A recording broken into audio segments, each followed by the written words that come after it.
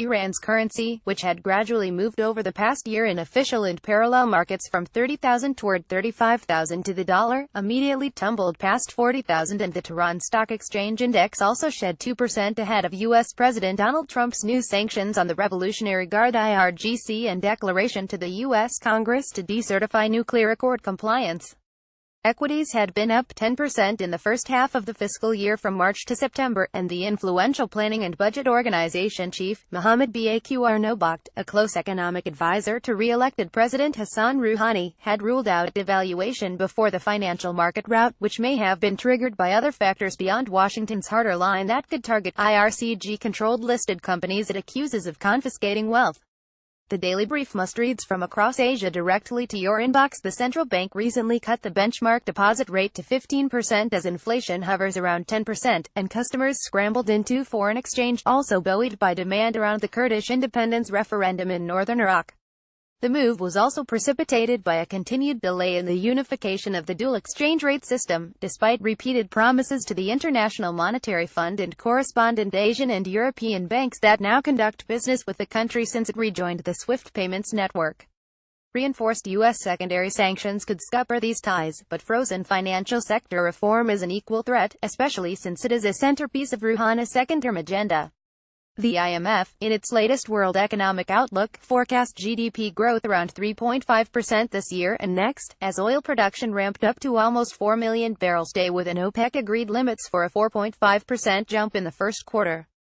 Agriculture came in under that number, and industry including mining and construction showed the same performance, while services like hospitality and retailing surged 8%. Tourism boomed the past fiscal year with a 50% visitor rise to 6 million, and officials plan to triple the influx by 2025. Reported unemployment is 12.5%, and the youth figure is double that amount, according to national statistics. The current account balance is solid, with non-oil foreign trade increasing 5%, and exports to Russia up a whopping 35% in the first half. Foreign debt is low at $9 billion, with only third short-term, and Vice President Ashok Jahangiri put FDI inflows at $15 billion since the nuclear deal went into effect in 2016. Iran advanced 7 spots in the World Economic Forum's 201,718 Global Competitiveness Index, at 70 out of 140 countries, on incremental infrastructure and regulation improvements. Central Bank Governor Valiola Safe projects trillions of dollars more in investment over the coming decade, as $20 billion in credit lines were recently signed with big Chinese and Korean and mid-size Austrian and Danish banks. A study last year by global consultancy McKinsey estimated $1 trillion in additional output in the next 20 years, tapping into the 80 million young, educated and tech-savvy population often cited by the few foreign portfolio managers who have started dedicated funds. Iran advanced 7 spots in the World Economic Forum's 201,718 Global Competitiveness Index, at 70 out of 140 countries, on incremental infrastructure and regulation improvements. Housing may finally be in recovery after a long recession, with 9% sales growth in September in Tehran.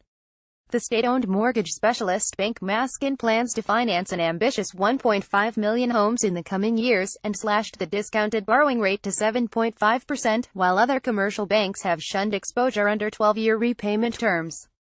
The IMF, in an October visit, praised moves to crack down on previously unregulated shadow lenders, which evaded rate caps, following the summer decision by the Paris-based Financial Action Task Force to allow further time for anti-money laundering rule adoption.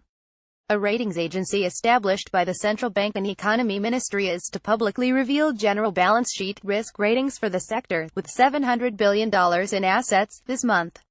Iran's 35 banks currently have capital adequacy ratios between 610%, as they struggle with double-digit bad loan loads and prepare for eventual Basel III prudential standards. Leading executives from fully private competitors calculate that only half the current system will survive under a cleanup that may cost in the $100 billion range in the initial phase. Foreign investors bypassed these listings even as their trading rose 25% in the year through August, according to the securities supervisor. The country's leadership nightmare may not come only from Trump's bad deal interpretation, but currency and share slides reflecting monetary and financial system inaction. Asia Times is not responsible for the opinions, facts or any media content presented by contributors. In case of abuse, click here to report. Continue reading.